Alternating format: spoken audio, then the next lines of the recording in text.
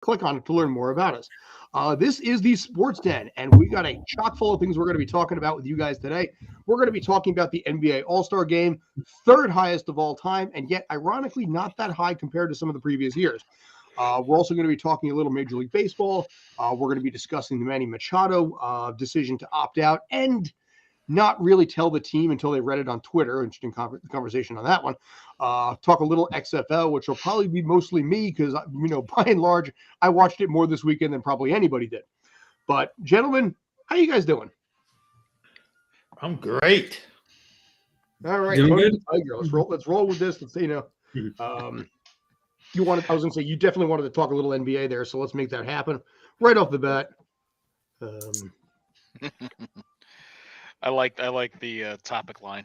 I was wondering if anybody was going to catch that. Oh, I noticed it. Whose Line's one of my favorite shows. It came to me out of nowhere. The final score of this thing was like 350 plus combined points. So thank you. At least somebody's going to get the reference. There's never defense in all-star games.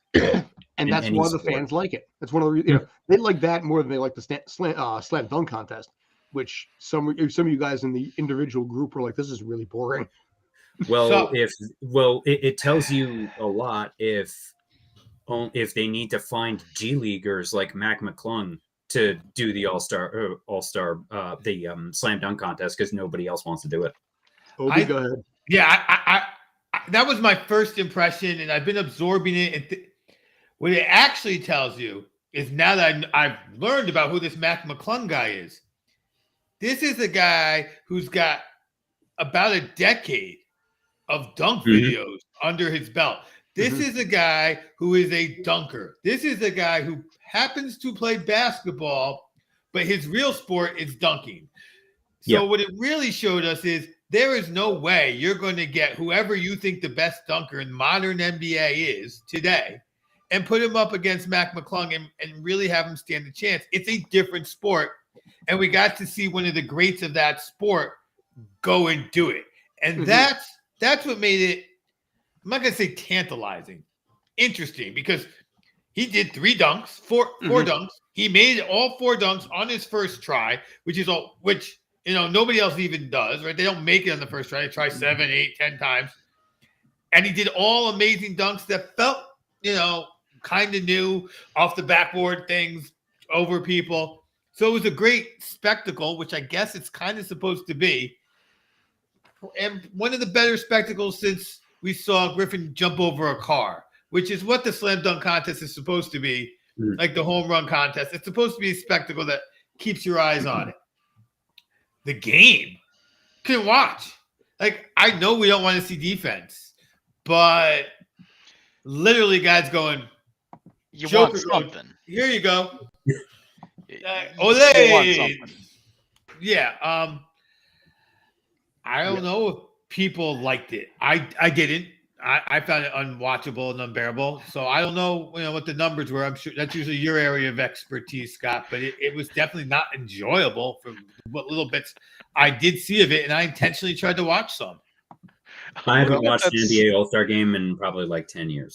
I'm looking at those scores. I'm like, I can't even get that when I play video games. Right? NBA Jam got nothing. Because at least the AI in NBA Jam puts up something of a defense. At Right. least it blocks your shot instead of just letting them run in for a layup or a The dunk. score after the first half was 99-92. That's a regular NBA final right there. Or NBA final score in a regular season game. Or at least in past years. I know the first quarter score is over 100 now. Yeah. The first quarter is higher than some college basketball games all the way through.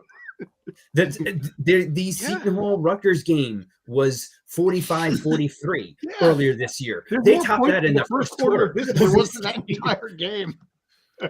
Holy crap. Well, right, and there is a happy medium, but this is just, it's not. It's like, I don't know if you guys saw that high school game. I think it was 4-2 this season, or something crazy like that. But it was. Again, I don't know what their numbers were. Granted, I understand nobody watches it. I happened to be downstairs in my TV room last night for some really unknown reason, and said the All-Star game's coming up. So, okay. Let me see what this is about, because I need something to watch before that HBO show that from a video game comes on. And I started watching it, and I was like, no, I'll just go upstairs to my room. I'm not even gonna. If I don't have something to watch until 10 o'clock, I'm not going to watch that show at 10 o'clock. Literally, that's how my life goes. And this couldn't keep me downstairs till 10 o'clock. Really? Yeah. So, sports in a lot of ways is background noise anyway while you're playing on your phone.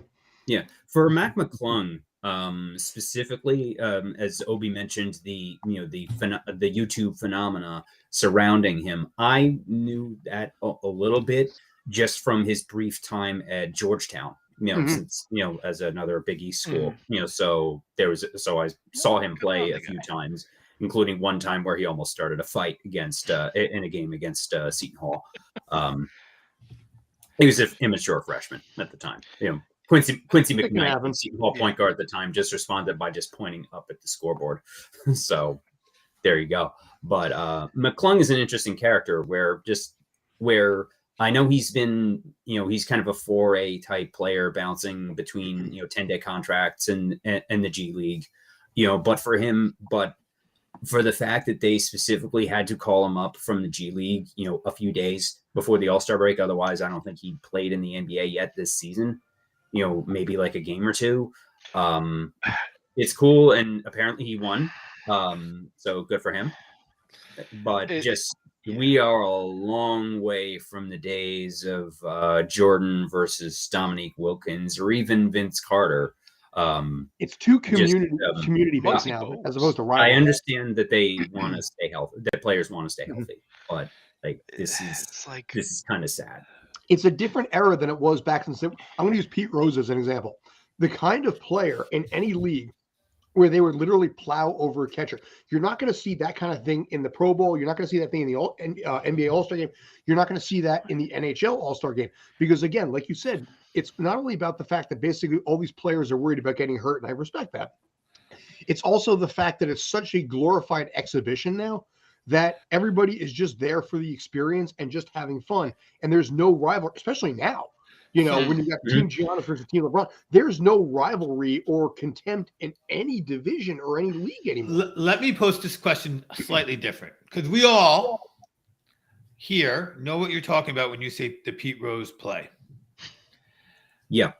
Are any of us actually remember the Pete Rose play? Because I don't. Does any of us actually truly remember a time when these All-Star games were truly physical and not just fancy expeditions? Because even in Jordan's day, like, oh yeah, Jordan won a bunch of the MVPs because Jordan's a killer, but the rest of the guys were like, oh yeah, let Jordan go be the killer he wants to be. Like that, I remember. They weren't like, I'm not going to play defense against Jordan in this game. Mm-hmm. But so was this Pete Rose being a lunatic? Did the other guys go, yeah, we all want to play like Pete? Or was that because I wasn't alive for that? Like I was alive, but I don't remember it. I just remember that this incident when people talk about it. You know what I think it is? Obviously, this is 1970 before all of us were alive, but I think in this case, like I said, there was a different era because back then, also the American League and the National League never played each other except for a couple spring training games, the All-Star game, and then of course the World Series. So the chance to see the other side, you had a little bit of internal rivalry going on. And then obviously interleague play killed that 2002 when it ended in a tie, which changed the literal rules of baseball for a while. In this case here, I think all the sports don't have that kind of division rivalry or playing for pride like they used to. Now it's just about, sitting there, having fun, getting a bunch of points, taking selfies, and just going back to work later on. For the NBA, you had a little bit of it, I'd say, through the 90s, because you also had Magic, you had, so even the East versus West, even though they did play each other, there was a bit of intrigue as far as, this, because the All-Star games were super teams before everybody just started making their own super teams with whatever franchise happened to have enough cap room for everybody at this, at the same time. So it was a way to see that. But now in the NBA in particular, like, how's this different from hey, let me just get all my buddies and play together? How's that different from every NBA offseason? It isn't anymore. I think that's go on, Kyle. No, go ahead. No, Kyle, please. It's No, I lost train of thought. Go for it. All right. So, I mean, I think the last time I even saw anything remotely competitive in the NBA, and this goes to the point, is when LeBron didn't take the last shot in the All-Star game. And Kobe yelled at him. And they were on different teams, right? Like they were like, you got to take that shot. And it was like, but does he? I mean, we all know now that in hindsight, the amount of times that LeBron got yelled at for making the right basketball move because that wasn't the player he was. And then it happened in the All-Star game. But still, it wasn't I'm just trying to make sure that we're not trying to wax poetic about something that truly didn't exist. There was a little bit of rivalry in the East-West. Like I said, I remember that game. But Kobe was not on LeBron's team. Like Kobe was yelling at him and he wasn't on his team. Like, so it's still like, a lot of times the MVP was always the home team guy. So like, I remember these things already. It's kind of, I just want to make sure we're not waxing poetic because I feel like we probably are. Yeah. That it was never really good and that the outlier play is Pete Rose. And even when they didn't play each other and that there's a bunch of other guys looking at him like, what are you doing, Charlie Hustle? Like, you're making the rest of us look bad in the game we don't care about. I think it may just be individual. Go ahead, Kyle. Well, that's kind of the thing. It has always been a lighter game that compared to say like the regular season games, but it keeps getting more and more. I'm not gonna say casual, but it's become more and more of like a celebrity spectacle than a showcase of the best players in the league. Like we are a long ways away of Larry Bird winning a 3-point contest in a warm-up jacket. Well, I mean, go back long enough. You remember, Bird versus Johnson or Jordan, East and West. So sorry. It was still there. It's like there was still some competition there. They weren't going all out. They weren't trying to hurt each other. They were trying to stay healthy, but they were still trying to put on a game. They were still trying to be. It felt that they were still trying to be competitive. Going back with the difference between Kobe and LeBron. Kobe yells at him, and it's like because that's Kobe's personality because he's always trying. Yeah, he might not be 110%, but he's still going at a competitive level. Having LeBron just kind of just lay up and just stop. Pete Rose in that same bucket is like. Yeah, exactly. It's like that certain personality. You don't see that anymore.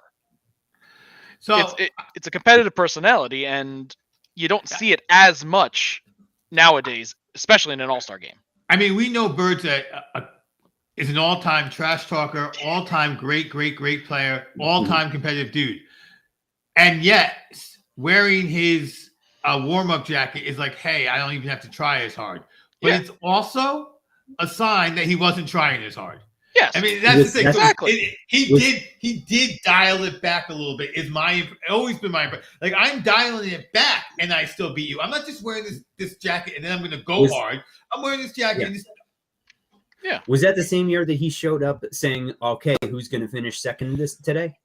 I think that was the same. Probably. Yeah, I think that was the same year. Yeah, it was like I think that was that his second or third time winning it where he did that. That was the third. Like he really that was didn't the care. third time. At that point, he didn't care because he knew he was going to win. Really didn't, So, yeah. But I think, and then this year was a particularly bad game. But like 2 or 3 years ago, the game wasn't as bad in the fourth quarter. But this game was out of hand in the fourth quarter to the point where you couldn't even force that comeback to make it an interesting game. So, these games are a little cyclical. Cyclical is not the right word because that would mean that they were predictable what years are good and bad.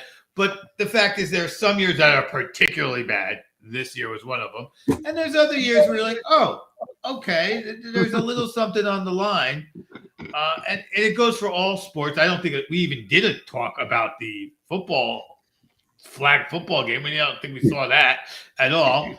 And the one thing I just like to think about, or what you got here, your guys' thought on, and I know we don't have a lot of time before we move on to this, is so we saw Mac come in and do something that probably even the best NBA in-game dunkers are not going to do. Like, is it worth the NBA going, guess what?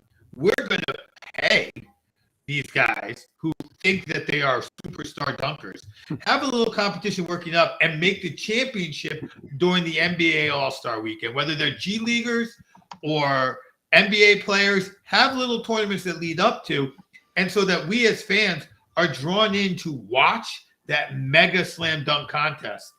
Is it worth it? Because, hey, we're not going to see the guys we know and love play. I mean, look, Zach LaVine a few years ago was good, and they did that a few years. But most of the time, the guys who are great in basketball aren't going to be smashing their knees trying to do that. So, but it makes me think. It's like, yeah, we have these we have the G Leaguers and whatnot. What makes that any different from just a random exhibition somewhere? Like the NBA All-Star Game is billed as the showcase of the NBA players, and then you have a crowd of G Leaguers and YouTubers who while admittedly they are great dunkers, they're not NBA players. Yeah. So it's like what's the difference between this and some random super duper dunk contest out in California? You can go to Rucker Park at any random night during the summer. You could see just as good. Exactly. But for less than half the price. We're a social media following era now. Mm-hmm. And the bigger your social media following, the more clout you got. Literally, there's a website called Clout, which shows how powerful you are on social media right now. It's such easy branding. I'm not trying to convince this argument one way or the other. It's just it was like, what do you guys think? And I'm not proposing it. There's sometimes I say, what do you guys think? I like this idea. The flip side to your conversation is when you go to a con, whatever that con is, right? And so is going to be there, and that's the main draw. You want so-and-so's autograph. They want to hear him on the panel. But you spend a good time on your at the con, snapping pictures of amateurs in cosplay who are just doing it. Yep. And that's, for me, most of the cons I've been to, that's the best part, are just the people who are, this is what I want to hang out. So I'm not saying there's something else. I guess dressed as Bloody the Elf, let's say. Right, exactly. Write articles on it, which you can find if you scan our code. But the amount of scan the code that gets now, man. Yeah, right over there. Yeah. The amount of interviews that kid, Jim Cummings, Rob Paulson, the biggest voice people, Sonny Strait, the voice of Krill, and I still got to finish that one. Mm-hmm. But he's crushing it over there. He was talking to me on Saturday night. He's like, so we have this event in September with William Shatner. What do you want me to do? It's like, dude, it's September and Saturday night. We can come back to this. That's planning in advance, I guess. Dude, I respect that. I love it. But, But going back to the All-Star Game, sorry. There needs to be some form of competition. It's like I think the pendulum swung a little too far off to the casual size. Needs to go back to at least make it a game, make it a competition instead of just a showcase of back down the court, the winner gets home court advantage throughout this the NBA. They tried that with baseball. I know. We should an actual sporting event outcome or consequences like this. I like the idea, but the execution was poor. Well, Fox was so badass about it. Like, this time it counts.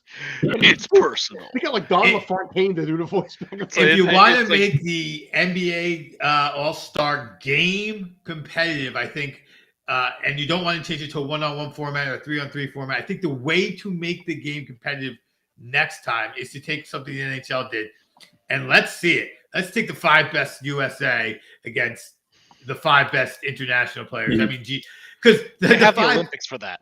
No, you have 4 guys you never heard of, and Luka competing against 5 Americans are all-stars. I mean, I want to see. That's an idea. Yeah, I mean, and that team is incredible because it's Giannis, Joker, Embiid, Luka, and somebody else, but. I mean, those are 4 of the guys who are in the MVP conversation. So it would be Right now, it just feels more like a glorified and one competition. Yeah, pretty much. Considering that a glorified and one competition is now an Olympic sport, as in 3-on-3, then that has legitimized it. And I think some kind of 3-on-3 format, like what the NHL does now, is they have the teams are split into the 4 divisions. And they'll play 2 short games games. They'll play a few short One games, period each, yeah. and then they'll play 2 semifinals and then a final. In a truncated format. I don't know how long it is because I don't watch that either. But that seems. But experimenting with a concept like that, I think would be cool. Yeah. Anything. The other part is it also seems like half of them don't even want to be there. They really don't. They're there. Well, the NFL started moving the Pro Bowl to Hawaii to try and make players show up, and we see where that ended up after. And then I think Vegas for a while too. Yeah, because I mean the Pro Bowl, nobody cares about that either. Right. These are useless in every sport. I thought the flag football thing was fun, but yeah, with the NFL one, it does feel like just like a preseason team day. I don't even know who won. Not Peyton Manning.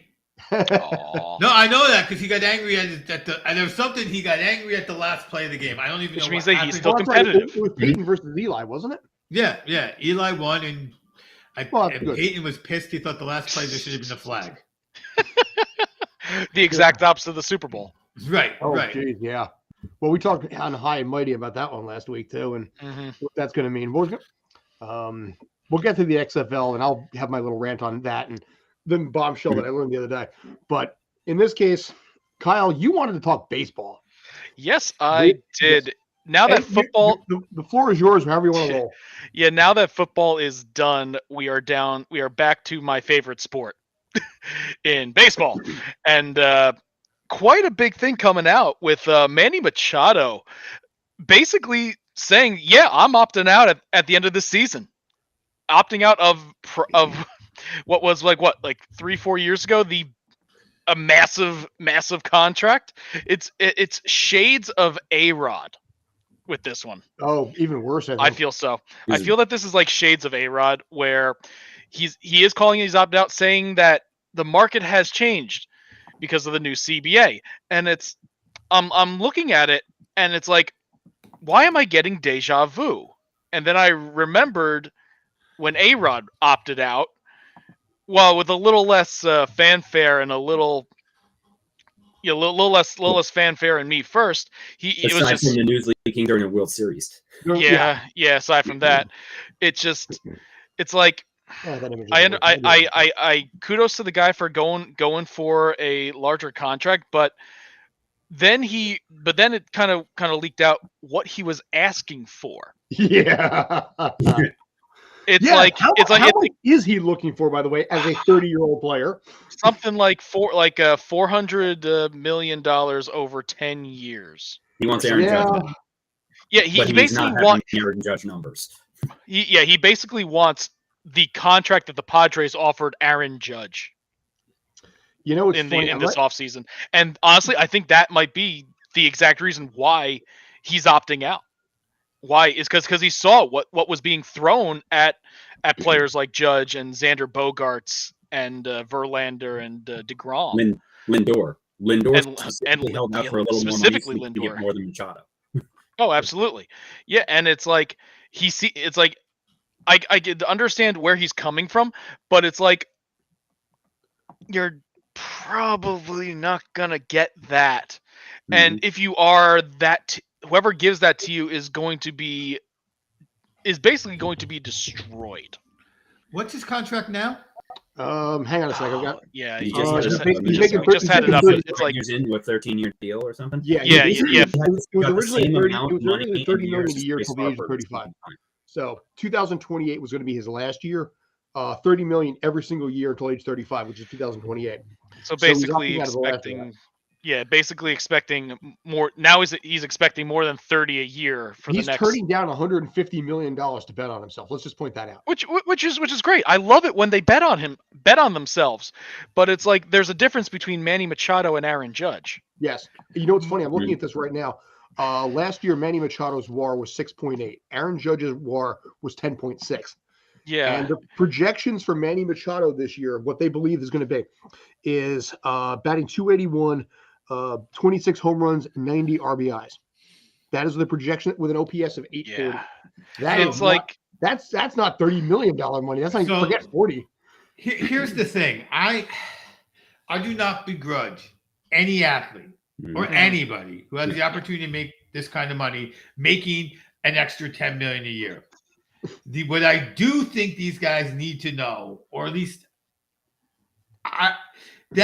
when you're already making $30 million a year, that extra $10 million a year is about your ego. And you need to know that that's about your ego, because now baseball, it's less likely to hurt your team overall. I'm really talking to guys like, Daniel Jones. Like, are you going to go for 20 or 30 or change his agent, by the way? Right. Or Jalen Hurts when it's your turn. Because the thing is, the guy who didn't take the money, Voldemort, I mean, he took a lot of money. But he won some championships by taking slightly less. Now, Machado's obviously like, hey, I'm announcing this now. Does he have to go through with it at the end of the season, or is this just the rule that how he has to announce it the year before? Or at the end of the year, can he go, oops, had a bad year, I'm not opting out? If he put the, I guess, put the paperwork in. No, I don't think it's. I think he announced it. I don't think he's put the paperwork in yet. It's like he's basically saying that he's going to, but that's just like saying something. If he's just saying it, and it comes down to the end of the season, he's like either gets hurt or he has a crappy season. He's not binded to that. By just saying it, he's not binded to it. Here's another issue. An issue for Machado and any player that's about to be free, that's going to be looking for a new contract in baseball. He can talk about the new CBA and everything all he wants, but there's one tiny problem. The source of the biggest chunk of local Major League Baseball team revenue for half the teams in the sport, including the Padres, is Bally Sports, who's about to declare bankruptcy, resulting in massive revenue hits for all of these teams. And Manfred and Make Baseball behind the scenes are in big time panic mode, where the revenue stream is based mostly on local TV revenue, which comes from RSNs, regional sports networks, for MLB, NBA, and the NHL. Bally Sports, who's a holder of about 14 baseball teams, I believe, and about the same in NBA and NHL, is the biggest one. They're about to default on their debt. AT&T Sports, who has a few other teams, also missed a payment. Because of cord cutting, the old cable model of revenue is collapsing. Yep. It's collapsing faster, while eventually this may result in some kind of actual a streaming viewing option for major league teams that doesn't involve ridiculous blackouts and the inability for people to even watch their own team in their area. What that means is a massive revenue hit for these teams. So the Padres are about to lose their big incoming revenue stream, and Machado is turning around to saying, "Hey, I want 40 million a year." Where's it coming from? He's gonna get the boot. He's flat out gonna get the boot if he does opt out. The only person it's coming from is the person who is the owner who doesn't have to worry about this, and that's Uncle Stevie. And there's and a lot of the large market teams aren't going to be hit as hard from it. Yankees, Red Sox, Mets, Dodgers. They're going to be fine. It's every other team that's been throwing out these absurd contracts are going to be hit. Yankees didn't take him. So, is there a team option for Machado a little further down the line? Because I wonder if that's what he's actually thinking. Like, he can opt out of 20. No, he has an opt out after 2023 and a 6-team no trade clause, but nothing in there about what you're talking about. Okay, because I was wondering if he was worried that they were going to opt out at a time when he couldn't recoup because of this money situation. But what I will say, though, is actually he is also a 10-5 player now. So he would have to approve any trade. So if the Padres are going to dump him just to try and get something back, he would have to approve the location. Yes, absolutely. Plus, you said there's a no trade in there anyway. There is a no trade, but in this case here, there's a no trade to 6 teams specifically. But in this case, and now that he just clicked over 10-5, so he would actually have to approve anywhere he goes, and that might have some impact on this a little bit. I think the Padres would be probably smart to try to trade him if they're just going to give up, because they have Soto, they got Tatis. It's not like the worst thing to lose Manny Machado, but maybe you dump him to I don't know the Mets. The Mets will take him. Oh, But, you know, absolutely. The Mets yeah. if you're free agency, they're not going to give up assets to get him. Well, it also depends on if they go after Ohtani. If they swing and miss on Ohtani, yeah, then they'll probably be throwing basically backing up the Ohtani money on and just dumping it onto Machado. But Uncle Stevie has a bottomless pit of money. He'll go Dude, after it's everybody. insane. Whoever no, he takes absolutely does. He's going to bankrupt Major League Baseball, and we're going to love the ride as it happens. Oh, I love it. It's like Steinbrenner in the 70s. Yeah. 70s and I think 80s. it's worse, dude. I think it's worse. You know, because Mhm. Steinbrenner, I mean, okay, he paid like $5 million. Yeah. You know, Winfield Only a was- Yankee. I mean, I know both of you Yankee fans, but only a Yankee fan. Like anything's worse than Steinbrenner.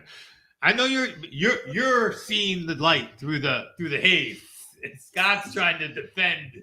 No, it's not worse than Steinbrenner. No, well, you know what it is? Because here's the thing. I just read something that back in 1992, Barry Bonds signed a 2-year, $22 million deal back in 1992. And that to me is changing why I'm saying what I'm saying. It was literally 31 years ago today. And it was 1992. Cool. So that was 10 or $11 million back in that money. So that's why I'm holding back just a tiny bit on the whole Steinbrenner aspect of it, because it's like, well, San Francisco paid him $11 million a year. I mean, Bobby Bonilla, we have that, both contracts on that. So was Steinbrenner unique? Yes. Is Uncle Stevie like Steinbrenner? Yes. But Uncle Stevie might be more Steinbrenner than Steinbrenner ever was. Why? Remember why he signed with San Francisco? That was the team of his youth. Yeah. He signed with. There wasn't. Here's a guy who had the money. There wasn't enough money if you're going to get $11 million not to go play where you wanted to play. The team your dad played for, the team Willie. I'm pretty sure isn't Willie Mays his godfather? Yeah. Yeah, it's godfather and father. I mean, he was going to the Giants as soon as he had a chance to make. He has a lot of family in baseball. Yeah, right. And also Bobby Bonds, I believe, also played for the Yankees and had a bad time. But he had a bad experience playing for the Yankees. That 80s, 90s era. So did Griffey Sr. Yeah, exactly. I was gonna say there's a reason why Ken Griffey Jr. said that he would retire if he went to the Yankees, because they treated his dad like crap. And honestly, after I read and learned more about it, I'm like, yeah, no, the guy had a good point.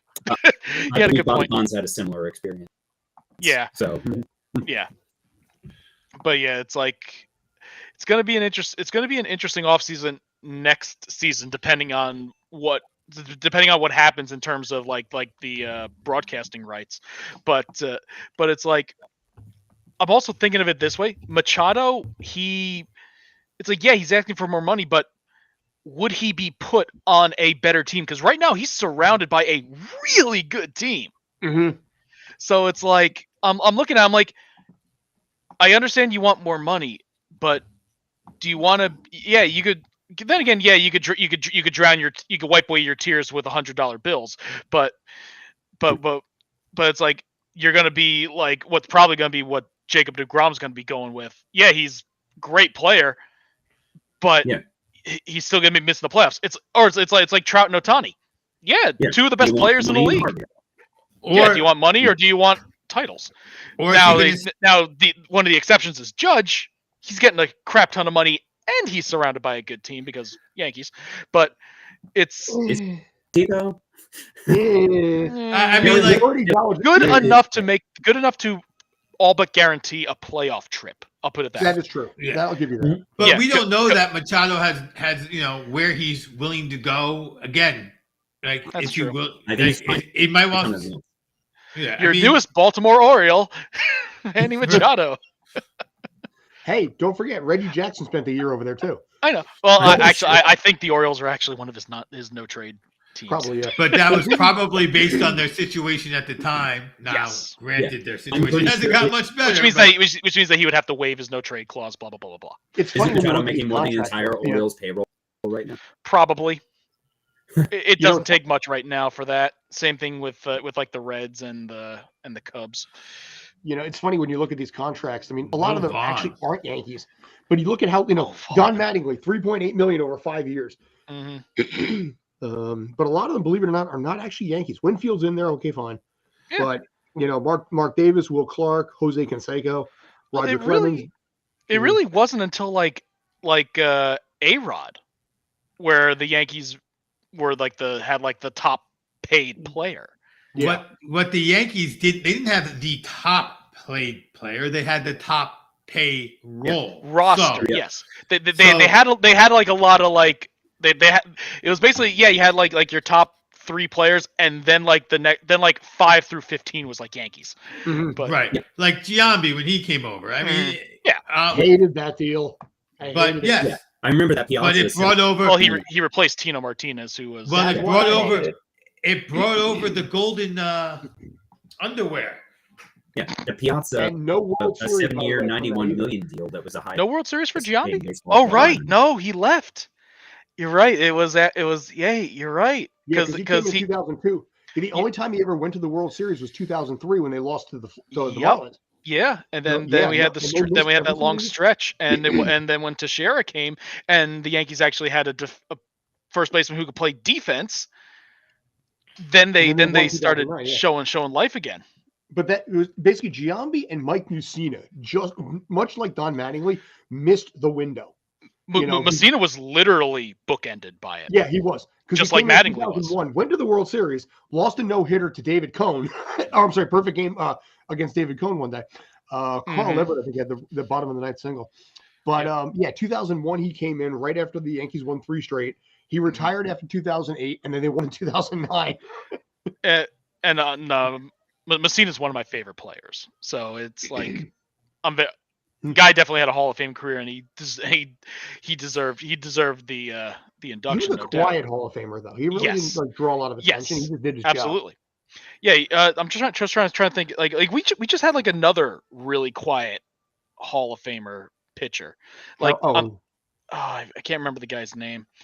Honestly, he might have been inducted via Veterans Committee, but no, like even then, Scott Rowland was kind of quiet. Was a quiet player too. Scott Rowland wouldn't have gotten in better years. No, he wouldn't. Or if they let the best guys into the Hall of Fame instead of saying, well, we're not going to let them in because we don't like steroids. Scott Rowland's only in because he's one of his numbers are comparable to other third basemen in the Hall of Fame, which is one of the weakest positions. Same with second base and Jeff Kent, who will probably, I think Kent will get in through veterans. Yeah, I think. Then again, no. A-Rod was a better third baseman than he was. He was. Put those numbers out there. A-Rod will eventually get in, but it's going to still take a few years. A-Rod, I think, is going to be Veterans Committee.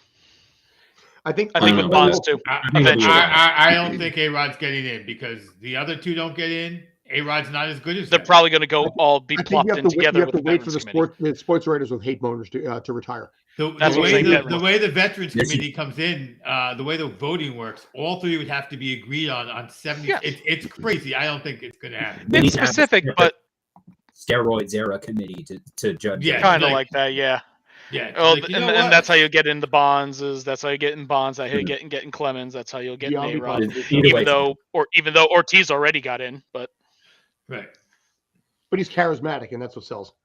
If you're moody, Well, so was Manny.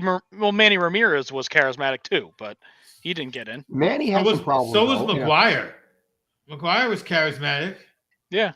But McGuire was also straight in the face of the whole steroid issue too, because he had to testify. He had to testify in Congress. It was his testimony that gave credence to Jose Canseco, because he kept saying, under advisement of my attorney, I can't say anything. And suddenly people were like, "Holy crap!" Jose Canseco was right about this. Mm-hmm. Well, everything Jose Canseco said turned out to be right. By the way, another guy who could arguably be in, except boy, talk about not charisma. Whatever the negative term that means charisma is, I think it's Well, you can say that about Barry Bonds too. Negative charisma. But he was outright argumentative. Bonds was at least open about it. Like he was open about not giving a F that anybody thought. Yeah. So at least he was consistent. From when he was. That's probably what his father just go play. Ignore these people. You're gonna be good. You'll get money. Yeah. Okay. But that's the funny thing when you look at somebody like, Manny Ramirez, who by the way was still playing in like Australian leagues and things like that in Korea up until very recently, the last couple of years. I think like I know that. Like Manny Ramirez is one of those players like Ichiro. He just finds a league and just jumps in and plays. Yeah. Jamie Moyer, same. I think he was like recently pitching and he's like 60. I heard Ricky Henderson was still playing. league in the Czech Republic, and he's like 52. Yeah. I mean, And you know what? Good One on of them. those teams that's going to crush it in the World Baseball Classic. Oh, I can't wait for the World Baseball Classic. I am disappointed that the U.S. lost 2 good pitchers due to either injury risk or no insurance for some. It's like how, what? The Clayton Kershaw, like taking himself out while he's not hurt because he couldn't get an insurance policy. What type of insurance agency pulled that crap on him? Right. Maybe someone with But it's not like he has. Well, wait, I understand he's 35, but you have enough money to get a policy. Yeah. No, the policy is going to be for insurable. his entire.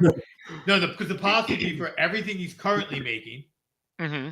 and signed for, plus anything he would argue that he could make on the next deal. That's a lot of money for. Yeah, Also, like a Lloyd's of London insurance policy. Yeah, I'm Oh, sure. God. He's, Oh God, remember that on the test? I didn't study for that one. No, I am. Yeah, no, it's disappointing to see some of those pitchers not basically have to jump out, because that really hurts the U.S. because pitching is their weak point, and having Kershaw, who is arguably one of their best pitchers, because now I think their number one is Wainwright, and the other one being Nestor Cortez, who is crazy entertaining to watch, and apparently he really wanted to play. So it's like, I am disappointed in that, and that really hurts the U.S.'s chances to repeat, because right now Dominican Republic looks scary as per usual. Japan looks scary as per usual. Honestly, it's like this is probably the World Baseball Classic where almost every team could be argued that they're going to go far. Like in the past years, yeah, you had your Dominican Republic, you had your U.S., you had your Japan, Puerto Rico, and then it's just like basically a big pile of But this year they have a lot of really good teams. There's a lot of international flavor with this. So you got a lot of U.S. players that are playing for Israel, for example. Piazza's coach in Italy. What's that? Piazza's coach in Italy. Yes. So you get that I love kind of it. stuff with it. I love that. Yeah. It's like I'm looking at the Italian team. I'm like, okay, this is actually a really entertaining team. I like this. Yeah, Cuba usually puts a pretty good squad together. Well, you expect that from Cuba, yeah. Yes. And any of the Central America era. And well, the other thing with Cuba, they're letting major league players on the roster this year. Yeah. Really? Yes. Yeah, this is not Fidel's Cuba anymore. This is great. And it's like I'm looking at, I'm like, ooh, I can't wait for the World Baseball Classic. Absolutely can't wait for it, man. 2.5 weeks. Yep, 2.5 weeks.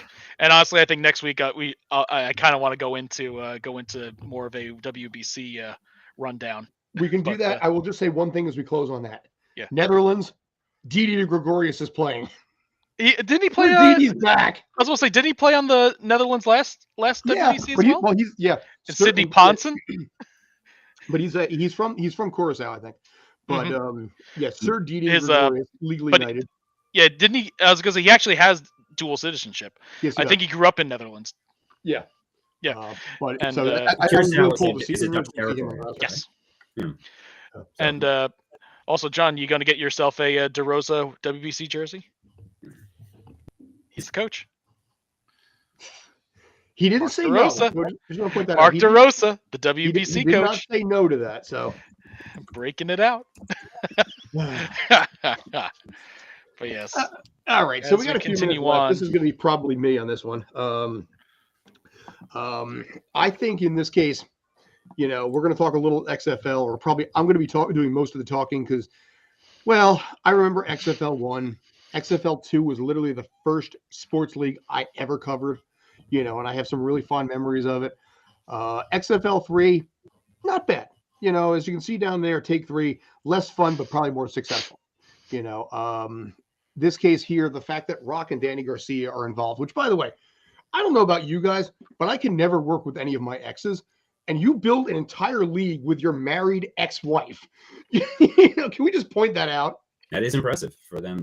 By the way, speaking of in this case here, I want to show you this picture real quick. I'm going to do it this way. Dude on the right is Dany Garcia's ex-husband. Dude on the left is Dany Garcia's current husband. Do you think she has a type? Just a bit. Well, if the arms are, well, if the biceps are bigger than her head, I guess. Yeah, well, but I mean, listen, dude's freaking jacked. But yeah, I just found that really, really funny because I was looking him up. I was like, the guy doesn't have a Wikipedia page. What does he look like here?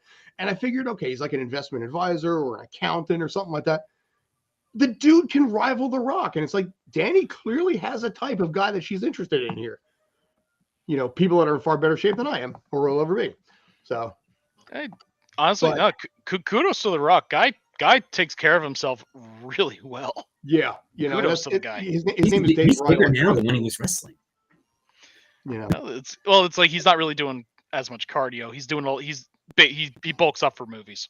yeah, you know, and he's got. So he doesn't have to be taking the bumps. He doesn't have to be like having to always constantly be stretched out, etc., etc. I think one of his brothers is stunt guy too. So that certainly helps in this case here. But There's a pile of cousins still in the WWE. oh yeah, yeah, it's funny because it's whole lineage aspect of everybody with The Rock and everything. This is the league itself, and if you notice, by the way, one of the biggest problems that I find with this is that you have 3 teams in Texas. You have Orlando, you have Vegas, DC, St. Louis, and also Seattle. You have nothing in our area outside of DC. And this, I think, hurts the league a little bit from the market standpoint because that entire tri-state, New Jersey, New York, Connecticut tri-state, just to clarify that one with some people that think Delaware is part of it. More importantly than that, really, I-95, Boston, New York, Philly. Yes. Yeah. You know, I mean, okay. And not only that, Washington sort of works for Philly, but you know, go ahead, Kyle. It misses the major metropolitan areas. Not only for the East Coast, West Coast as well. Nothing LA. Yeah. They do have nothing LA, nothing California. It is literally southwest or southeast US with St. Louis. With St. Louis, Yeah. And Seattle. This is the USFL here, and you got a lot more of a spread here because you got, you know, Generals. Michigan, you got Birmingham, Houston, New Orleans, Tampa. Okay, you don't have anything necessarily in the West there either, but you've got a little bit more of a north-south array going on. But also, the USFL isn't actually playing in their home stadiums yet. They're working Like, on that little by little. That's hurting them some, but yeah, but for XFL, they're playing in those, actually playing in those cities, right? Yes, they are. The city that they should try that if this XFL 3.0 makes it another year to get an East Coast presence where they should go because the thing I see on here, yes, I see the lack of major markets. Also, who can give you a stadium rent deal cheap enough to make it worth it? You're not getting that in New York, Boston, you don't have or the money. LA. But you know where they might. Money. You know where they might get it, and where I think that they should go. Hartford, Rensselaer Field is a decent venue. That would give you that northeast thing that you don't have right now. Yeah. You know, I think this hurts the league a little bit, like I said, because you're not getting that expansion out. Now, one of the things that I found out and I read about and I told you guys about, from the Hall of Fame game in the beginning of August to the end of the USFL Championship, we have 47 straight weeks of professional football in the United States. And then we have a month off, and then bam, the 2023 Hall of Fame game starts up. Well, I mean, okay, your definition of professional football, right? People getting paid, right? That's it, because you know. What are you talking about? The Hall of Fame game is not professional football. But my point is that here in the U.S., it's just nonstop. It's almost 52 weeks of some kind of professional football. I get your point. I get your That's point. for people to I mean, gamble but it's always been that way if you counted Arena for when Arena used to be around. Yeah, but Arena was always kind of slow. I mean, this was ABC here. You know, this was Fox. One of the things that I think is going to hurt this, though, and I am severely missing this, is there will probably never be another beer snake. The biggest thing that I loved about the XFL the last time around is not only did they create this one of the largest beer snakes of all time in DC, but the commissioner of the league, Oliver Luck, by the way, Andrew Luck's father, he contributed his own beer cups to it. And that kind of human aspect of it, I think, is what made the XFL work so well. You're not going to probably see The Rock do something like that. He's too professional. And as a result, I think the league is going to have a little less fun, but it's still going to succeed. It's still going to do its job. And the players are obviously having a good time. But I personally loved that kind of aspect of it because it added such a human factor to guys that were getting paid $75,000 to $250,000 a year to play on a national stage. I'm going to miss this. If this does not happen, I'm going to be very, very disappointed. It's not happening. They tried to do it, and they stopped them. They threw lemons on the field. Dude, there were fans that would give players beer, and the players would drink the beer on the sidelines. I love that human interaction to it. The NFL can take a lesson from that. Here's the other thing I learned about the X. I've learned, it was covered enough that I learned some things about it. Now the XFL, it was extreme back in the days when X meant extreme. Extreme. And they had different, that the point was that these guys could just literally kill each other. We get to watch the most gladiatorial. That was the selling. That's what they sold it as the first time around. I don't know if that was true or not. But now they have this modified kickoff that I saw where you don't kill each other. As a matter of fact, it's made to be extra safe. Don't know, if they should be calling themselves the XFL. Although I do like the onside. I do like the onside kick. I think that's the way. The 4th and 15. Yeah, the 4th and 15. That's a great move there. That is a very smart move, I think. I don't like the 1, 2, or 3 point conversion. I do actually. Well, if you want to do that, you still let the one be a kick. Yes. There is a lot less kicking involved in this league now, isn't there? Yeah. Which is a shame because it's still part of the game, and have it as a kick, but have that 1 point be kicked by the quarterback or something like that. If you don't want to hire like an extra kicker, fine, but it gives the Doug Flutys of the world 350-pound center. Let's have him kick. Exactly. Just have a player that normally plays on your offense kick. Well, I used to do that with Madden. I used to make all my players like 400 pounds, and it's hilarious to watch a place kicker at 400 pounds. 400 pounds, 99 speed. Dude, yeah, 99 speed. But the problem is my quarterbacks were really, really bad. All they're doing is running anyway. Who cares? It's like, who cares if they can't throw the ball 5 feet? They just hand it off. I remember the NFL Blitz video game where they had a rule where if you pick the extra point, they would just give you the extra point, or you could try for 2, try for 2. Like you didn't actually. That was Blitz the league. That was that was back then. I mean, 22-yard right down the middle. Yeah, it was. That was Blitz the league. So. I will say, and I'm going to probably close on this. I just want to say one more thing. I'll let you guys have your, anything you want to say. This here, honestly, was one of the coolest moments that I've ever seen in professional sports. Austin Prohl, who basically has been a journeyman throughout both the NFL and the original XFL 3 years ago. His father, Ricky Prohl, who had a 17-year career and won 2 Super Bowls, is the quarterback coach for the St. Louis Battlehawks. When Ricky's son caught the game-winning touchdown right at the very end of the game with less than a minute to play, his dad came over and hugged him. And I thought basically that is such a Field of Dreams moment that somehow just slipped right under the radar. But I thought that was such a cool, father-son moment there. And I thought that was, I don't know, just nice. That's all I can say to that. But how long are the quarters in this game? What's 4 quarters? How many minutes are the quarters? 15. And that was the final score? Yes, it was. I know. Well, this has been one of the complaints that has existed. The fact that there hasn't been a lot of scoring and a lot of turnovers have turned into like pick 6, for example.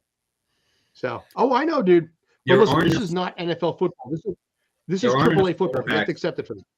There aren't enough quarterbacks or kickers to fill out 32 NFL teams. So they really need to go down in talent in order to fill out rosters for now multiple spring and summer leagues.